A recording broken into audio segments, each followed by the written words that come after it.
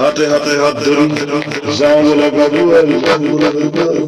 জুনাদ জুনাদ জুনাদ জুনাদ ঘনি ঘনি ঘনি ঘনি ঘনি ঘনি এবার মাত্র হাঁহি থাকক হাঁহি থাকক। বৰ চিন্তনীয় কথা। কান্দিলে যে চকুৰ পানী সৰে, হাঁহিলে বাৰু কিয় দাঁত কেইটা নসৰে। নিবিচাৰিলে এই সময়ত মটৰ চাইকেল চলাব জনা ছোৱালী বহুতো ওলাব, কিন্তু বৰ্তমান সময়ত আকৌ এই অসমতে বিচাৰিলেও তাঁতশাল বব জনা ছোৱালী এজনীও নোলাব চাগৈ।